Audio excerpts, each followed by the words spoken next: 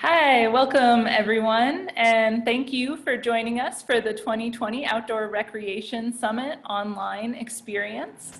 My name is Steph Knoll, and I'm the director of the Oregon Trails Coalition, and I will be your MC for today's session. I want to start by thanking all of our summit sponsors, our program committee members who have really led the development of a really exciting program over the next 3 weeks. I also want to thank my fellow members of the summit host team, Kaylin O'Brien-Feeney of the Office of Outdoor Recreation, Scott Bricker of Travel Oregon, and Hillary Sager of Travel Oregon, who is doing all the behind the scenes work today to keep this webinar of many, many transitions running smoothly. If you have a technical question at any point during this session about how to best use Zoom for your experience, you can try chatting either Hillary Sager or me, Steph Knoll, and we'll do our best to help you out. But also know that today's webinar will be recorded and will be available sometime after the summit on the Travel Oregon YouTube channel. So if you missed something, we will be sending links out to summit participants after the summit is over with how they can access all of those recordings.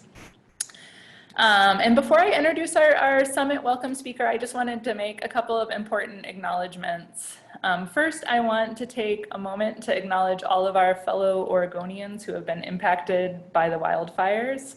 Our hearts go out to everyone who has suffered personal losses, and so much gratitude goes out to all the folks who are still actively fighting fires and who are participating in evacuation and community relief efforts. So thank you everyone. Second, I want to acknowledge that more than 60 tribes and bands of indigenous people have lived in our Northwest region since time immemorial. And indigenous people survived season to season from their sacred foods and environments, providing them with a strong sense of identity, culture, and spirituality. And after the treaties of 1855, only 9 tribes were federally recognized in what is now Oregon, while other treaties went unratified and unrecognized. Today, these 9 tribes work extensively to manage resources throughout their original territories, playing active roles in their regions, counties, states, and communities, leveraging their extensive knowledge and history in this area. So outdoor recreation occurs on the ancestral lands of these original peoples and current caretakers. And we hope that the 2020 summit provides our outdoor recreation community with new understanding of ways to move forward in reciprocal relationship with each other and with the places where we recreate. Now, to welcome everyone to the 2020 Oregon Outdoor Recreation Summit, I'd like to introduce Lisa Sumption, Director of the Oregon Parks and Recreation Department, our lead sponsor. Lisa? Hi, everybody. Can you guys still hear me go? Okay. Kat, can you nod? Okay, thank you. This gets tricky, all this technology. So I cannot tell you how excited I am about your passion, your creativity, your dedication to make sure this event happened this year. And I'm even in the last few minutes being on here, I am crazy impressed with how you guys have just navigated this and made this a reality in a very weird and unusual time and year for all of us. 2020 has served up a lot to every one of us. We've had COVID and fires and smoke and the worst air quality in the world, and nothing can stop all of you. Everyone, whether you help plan and coordinate or you're attending the event, every one of you has realized through the last year, since March, really how important outdoor recreation is to everyone. We knew it, but the secret is out, right? It's literally the only thing that folks have felt comfortable doing in the middle of a global pandemic. And it is so good for our physical and mental well-being. And it just has really shown this year, despite our closures, despite all of the crazy that we have endured, it's been one of our busiest years ever. You know, and with everything that's come at us, it really has taught us the true value of collaboration and partnership, and recognizing that these strong partnerships and the reliance on each other is what will carry us through the most difficult times. And I think this year is probably the highlight of all of that for most of our lifetime and careers for sure. I think the time that you're going to have together is going to provide future recreation opportunities and just different creative, unique ways to think about how to explore our future and recreation together. We've closed and we've reopened recreation access. We've modified staff and volunteer visitor safety protocols, and we've used each of these unique opportunities to come together as one Oregon outdoor recreation team, probably stronger than we've ever been before. I couldn't be more proud of all of your collective efforts, and I hope that you get to use this conference as an opportunity to reflect, really listen and learn, share your experiences.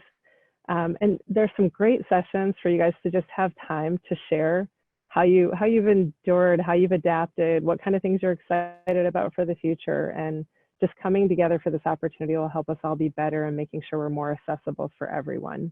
So OPRD is super excited to be sponsoring this incredible event. I know it's a bit unique. It's a little different than it's been before, but we are really excited to be summiting with all of you this year. So thanks for having us. Thanks for letting us sponsor, and I hope you all enjoy the summit. Thank you, Lisa. We have a really exciting program for you all this afternoon with updates from all over Oregon. It's going to be a rapid fire storytelling kind of session, and so we won't have time for questions and answers today, but we hope that everyone leaves today's session inspired, excited about new projects that you maybe weren't familiar with before that you want to get to learn more about or check out in person, and also about some of the folks that you hope to follow up with down the road to learn from and connect with in the future. So next Monday, we're going to be hosting a networking session with several of today's presenters and many more folks. So you are all invited to that. That will be a chance to talk directly to a lot of folks in our outdoor recreation community. So you can find links to register for that and for all the other summit sessions in your email. And without further delay, we will get started. Our very first video update comes from another one of our summit sponsors, Oregon State University. And we will start with a video about the Oregon State University Discovery Trail. And Hillary's getting that rolling for us.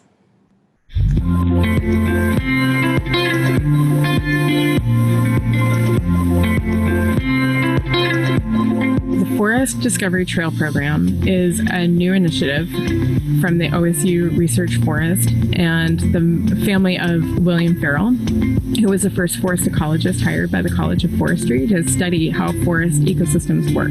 I think the Forest Discovery Trail provides an avenue in which children and adults can enter the forest and learn about how forests grow and all the benefits that they provide us. The first material that we developed was the Forest Discovery Trail Program brochure.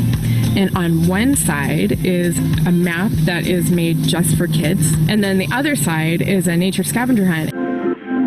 We started here, then we went all the way.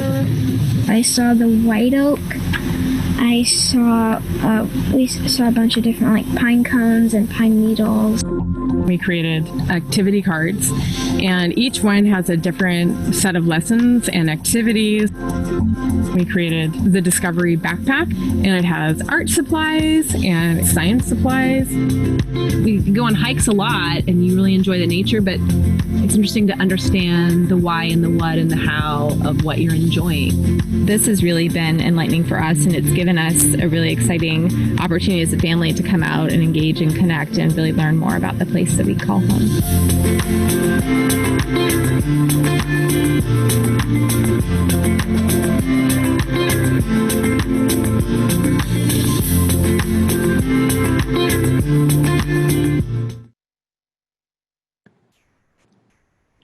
All right, thanks Oregon State University for helping us get started.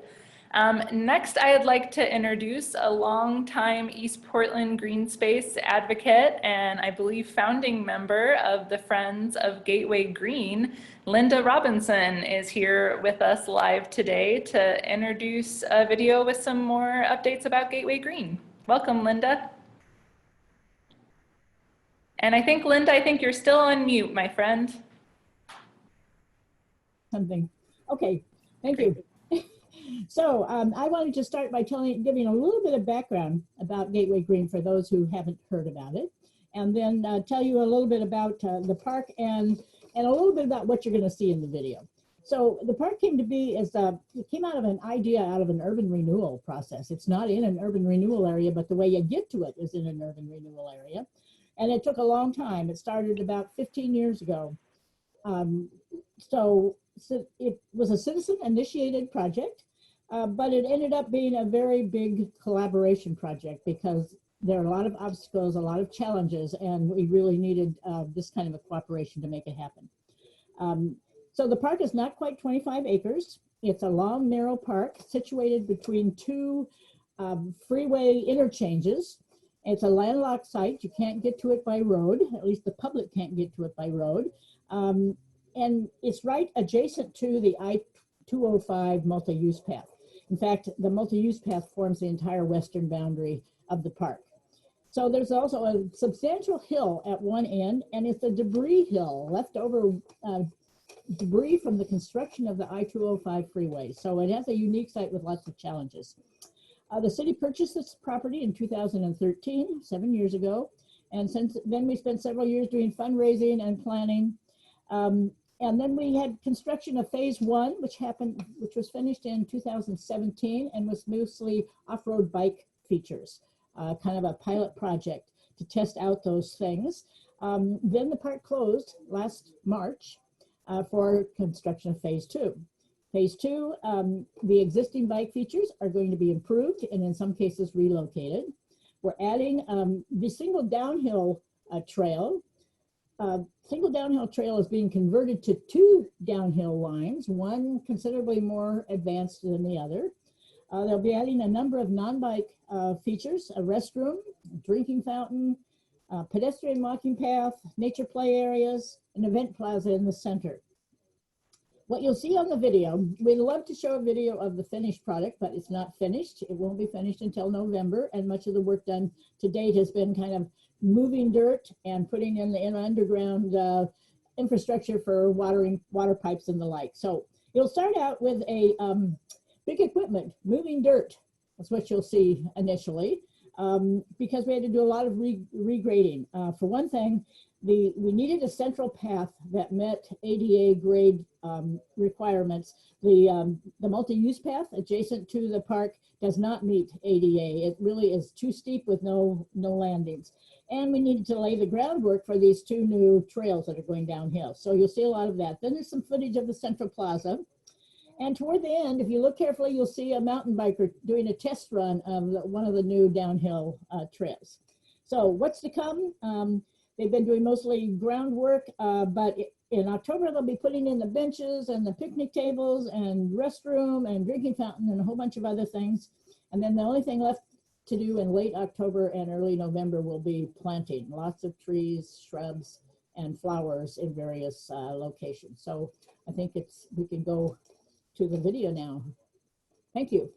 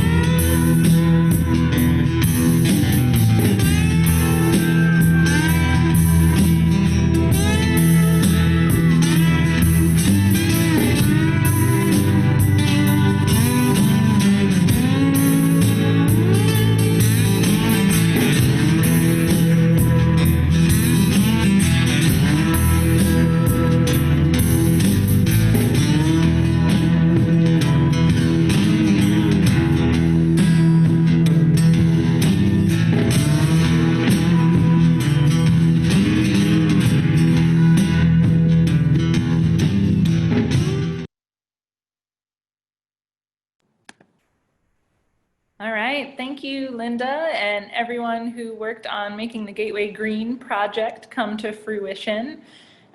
Next up, we're gonna change up our order a little bit, and we're gonna show a video from Oregon Adaptive Sports and then invite Pat Adabo on to give us a little bit of update on what is happening with Oregon Adaptive Sports this year.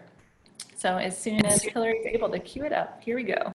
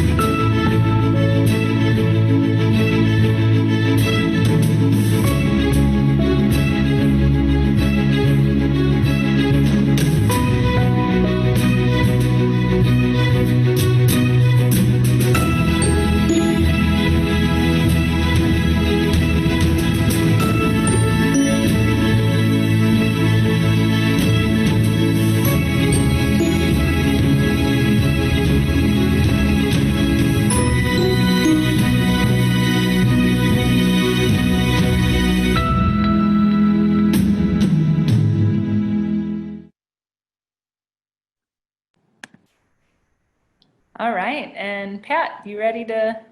Yeah. Great. Thanks, Steph. Thanks for everything you're doing for this whole summit, and hello to everybody out there. My name's Pat Adabo. I'm the Executive Director with Oregon Adaptive Sports. If you're not familiar with us, we are a Bend-based nonprofit organization working to remove the barriers to outdoor recreation for individuals with disabilities. We've existed since 1996, and our programs provide sport outings in 10 different year-round sports directly for individuals with disabilities. We're most well known for our adaptive ski programs up at Hoodoo and Mount Bachelor, but also provide a variety of summer sports, as you saw in that video, all across the state, and working to increase access. Just like every person and organization, this has been a challenging year for us, but I'm happy to report that we have been able to adapt our programs during the pandemic, and all the latest information for all of you out there is on our website at OregonAdaptiveSports.org. We've been providing a full summer slate of programs, primarily focused on equipment loans. One of the biggest barriers to outdoor recreation is often the lack of affordable and available adaptive sports equipment. And we've been providing access to that equipment that we have here in Bend all summer long, and also providing private outings and lessons for folks in cycling, mountain biking, and hiking. We are currently dialing in our operations plans for the winter time, and we will be providing experiences again at both Hoodoo and at Mount Bachelor on snow. We're also viewing this, as I think many people are, as the winter of Nordic, and providing more and more off-mountain activities, as we call them, for adaptive Nordic and snowshoe. And we're also exploring some winter cycling options to make sure that that access still exists. We partner with many organizations here locally in Central Oregon, as well as the state, to make this all possible. And we're proud to be a part of the summit. So again, check out our website, OregonAdaptiveSports.org, for all the latest information. And the last thing I want to plug is we are actually launching a brand new grant program that goes live on October 1st. We're going to be providing direct support for individuals with disabilities to acquire the items that they may need to participate in outdoor recreation. There's a lot more information that will be available coming this Thursday. Once again, just check out the website. So thanks again, everybody. Looking forward to a great 3 weeks. And thank you, Steph, for all of your organization. We're really excited to be a part of it. I am so happy to be a part of sharing all of these great stories. So thanks to everyone participating today. Our next update comes from someone who is off on a trail scouting adventure right now, I believe, but sent us the great video update. It comes from Renee Patrick with the Oregon Natural Desert Association and the Oregon Desert Trail. So as soon as Hillary's able to cue that up for us, we'll hear from Renee. Hello, I'm Renee Patrick, the program coordinator for the Oregon Desert Trail, a project of the Oregon Natural Desert Association. As many of you can imagine, this year was a challenge. Because of COVID-19, we discouraged hikers from heading out on our 750-mile long-distance hiking route. And because of COVID, we decided not to hold our stewardship trips, our group volunteer trips that were scheduled in the Scenes Mountain Wilderness and the Fremont-Wainema National Forest. In fact, the recent Broughton fire has damaged an unknown number of miles south of Paisley on a section of the route that overlaps with the Oregon Timber Trail. So not much happened in the traditional sense, but I've been quite involved in a new long-distance hiking route that's getting developed by the Greater Hells Canyon Council in northeastern Oregon. The Blue Mountains Trail is a potential 600-mile long-distance hiking route and an idea that's been around for over 50 years in the organization. Their goal to establish a hiking route in order to engage the recreation community in caring about habitat, wildlife, and conservation issues in the region is exactly why the Oregon Desert Trail was created. And I think both the Oregon Desert Trail and the Blue Mountains Trail can be an inspiring model of route development in the future. This August, I ground truthed 100 miles of the potential route, and soon will be attempting to hike the remaining 500 miles this fall. With this data and the information that I and other hikers who have been out there this year gathered, the organization will have an exciting new long-distance hiking opportunity to share with the public in a year or two. I'll be the first one to tell you that many of the trails that are drawn on the maps either do not exist anymore or have been damaged by fires, or are simply not accurately mapped. The Blue Mountains Trail will bring some much needed attention and energy to opening up some of these trails for hikers, horseback riders, and other forms of quiet recreation. So stay tuned for more information coming out about this route and our goals to connect the Oregon Desert Trail to the Blue Mountains Trail, which could create a 2,000-mile hiking route just in eastern Oregon. We are only limited by our imaginations.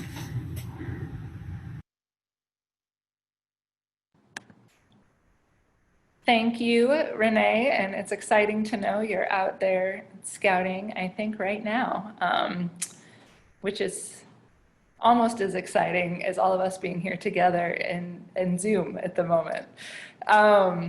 So our next update comes from Kat Ricker from Chehalem Park and Recreation District, and also an Oregon Trails Coalition Advisory Council member. So thanks, Kat, for joining us today. You ready? Okay, there we are. Thank you, Steph, and thanks for all you do, leading our charge. Hi, everybody. Chehalem Heritage Trails is the Network of Trails project and vision for continuing project I'm bringing you today. This Trails Network will connect Newburgh to Dundee and CPRD to the greater Portland metro area and the rest of the Willamette Valley.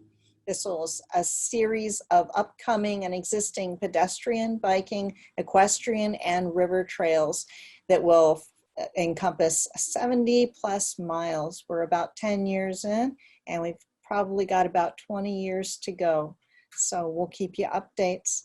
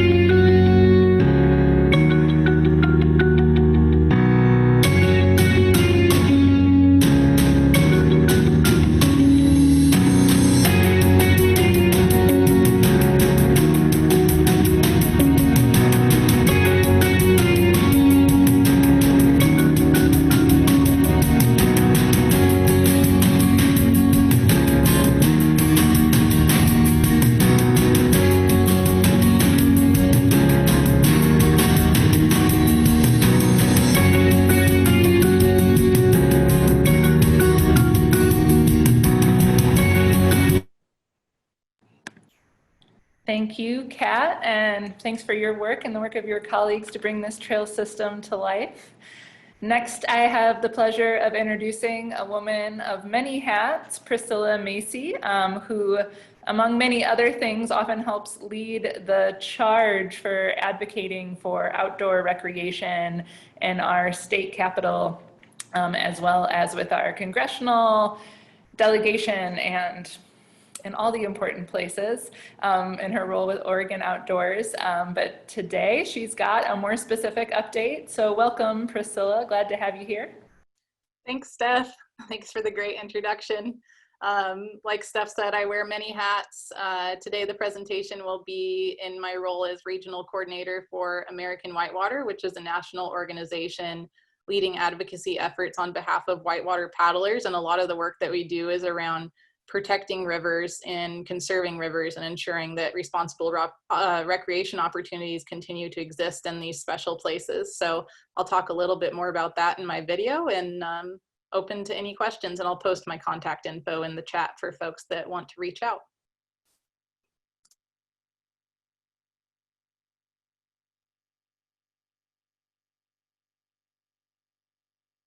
As a whitewater paddler, I've had a unique privilege to be able to enjoy some of our state's more remote, rugged, and wild river canyons, places that are really inaccessible other than by whitewater craft. Having grown up in the southern part of our state, I've also been able to enjoy and understand the value of rivers through experiences on the Rogue, Illinois, and Umpqua's.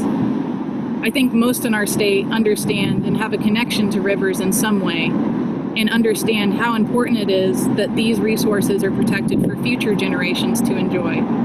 The Wild and Scenic Rivers Act is an incredible tool that enables us to protect these critical watersheds and these important places for future generations to enjoy, whether it be for their cultural values, their scenic properties, their recreational opportunities, or many other outstandingly remarkable components of the river system. Being able to paddle has only reinforced the idea that these landscapes, these watersheds, and the values that these watersheds hold are so important to protect now and in the future. The National Wild and Scenic River System was created by Congress in 1968 to preserve certain rivers with outstanding natural, cultural, and recreational values in a free-flowing condition and for the enjoyment of present and future generations. The goal is to protect and preserve the unique character and attributes of the nation's rivers while balancing recreation, water quality, fish and wildlife, and other values. Oregon is well represented in the National Wild and Scenic Rivers program and has over 110,000 miles of river, of which just over 2,000 miles are designated as wild and scenic. River protection initiatives in the state have succeeded relative to other states largely because public agencies have created model management programs on key rivers. Efforts to protect and restore anadromous fisheries are propelled by river runners who adopt favorite streams for stewardship and by Oregonians who recognize the value of free-flowing waterways. Many key Oregon rivers still lack protection, though, whether it's the South Umpqua, coastal rivers like the Alsea and Siletz, or additions to rivers that are only partially protected, like the many tributaries of the Illinois. This means that many of our key sources of clean drinking water, recreational opportunities, and wildlife habitat remain unprotected. In October of 2019, on the 51st anniversary of the Wild and Scenic Rivers Act, U.S. Senator Ron Wyden asked for Oregonians to submit their favorite rivers, streams, and sections of rivers and streams for wild and scenic designation. Nominations came from more than 2,000 Oregonians, totaling more than 15,000 nominations for more than 4,000 miles of rivers and streams in Oregon. American Whitewater is a part of a collective effort to advocate for the preservation of many currently unprotected Oregon waterways. Recent events have required Congress to focus efforts on immediate needs related to the ongoing pandemic and recent wildfire crisis. And as a result, we do not yet know when new legislation for a package of river protections will be introduced. In this time of great uncertainty, we will continue to work in coalition with fellow advocates to build community support and to broaden our partnerships so that we may ensure that the preservation and protection of our outstanding rivers and vital clean water resources remain a top priority.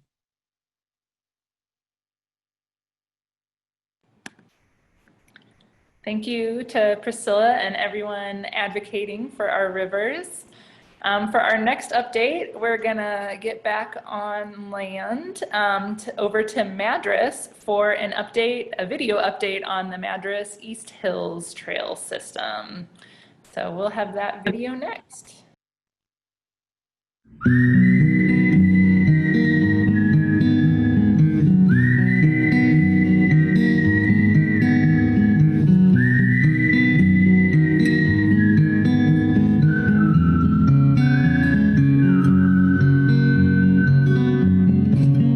I'm 1,000 miles from nowhere.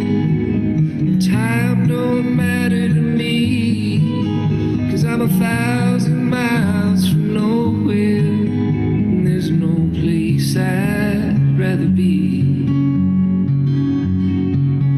I got heartaches in my pocket. I got echoes in my head. And all that I keep hearing now are those cruel, cruel things that you said. Oh,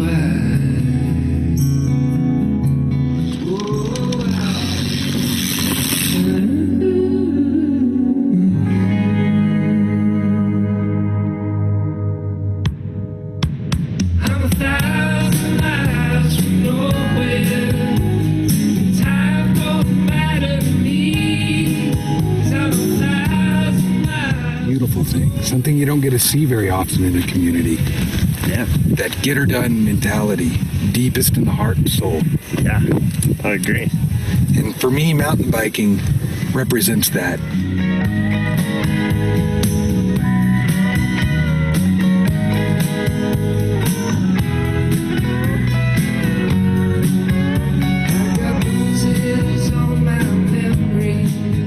Weather, you know, makes it a rideable trail system, you know, year round, which is fantastic. And trail systems closer to the mountains just can't do that with the snow. So it just creates more opportunity for people to get out, makes Madras a bigger destination to get people to come here and ride bikes. Gosh, and I think that could be a fantastic, like, economic stimulus in itself. There's no place I'd rather be.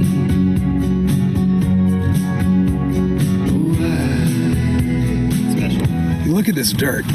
Right out here, they've been doing dry land wheat for a long time. But hidden in this dirt, it's a little bit of clay. And it makes for a perfect trail system. A perfect riding environment. Something that we don't see throughout most of Central Oregon. We got some of the best dirt.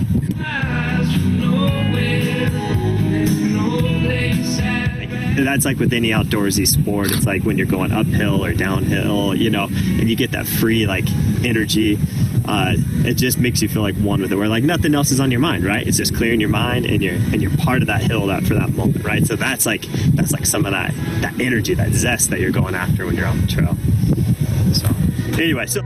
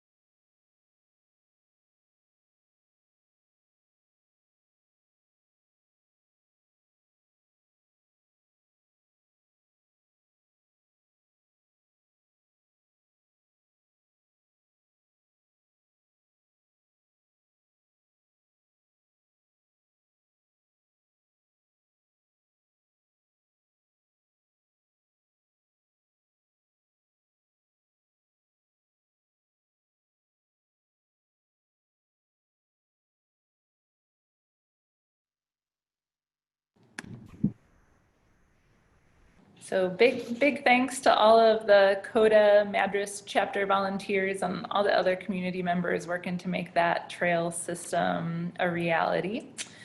Next, we are going to hear from Josh Durham from Trailkeepers of Oregon. And I first met Josh as a crew leader of a crew that I was working on with Trailkeepers in the Gorge. And he's going to share an update on a project Trailkeepers has been working on recently. Welcome, Josh. Thanks, Steph. Thanks for having me.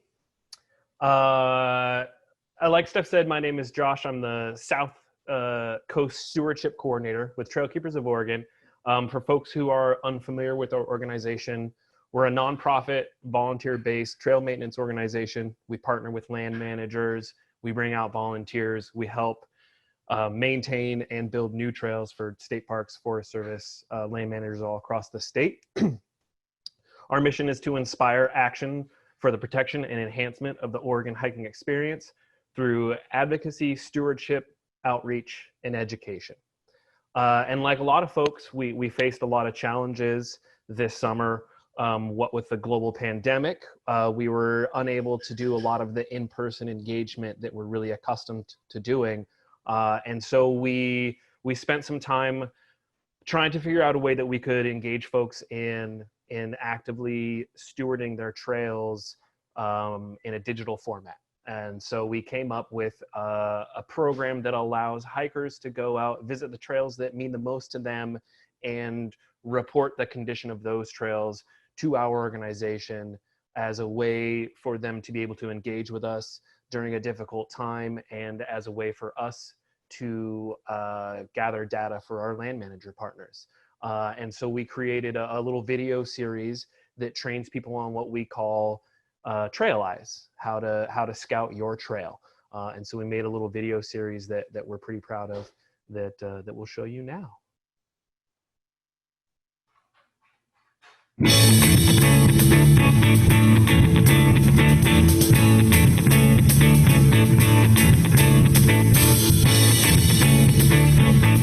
Hello, future trail keepers. I'm Josh, a crew leader with Trailkeepers of Oregon. In today's video, we're going to talk about trail eyes, how to develop them, and how to use them to help TKO maintain your trails.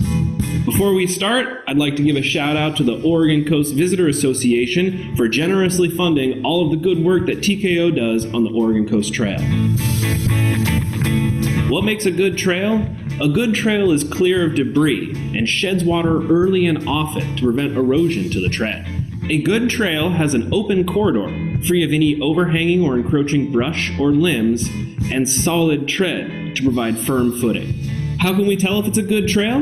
We work to develop what trail builders call trail eyes. It's knowing how a trail should look and identifying when a trail doesn't meet those standards. You don't need to know how to fix a problem to identify it and report it to TKO.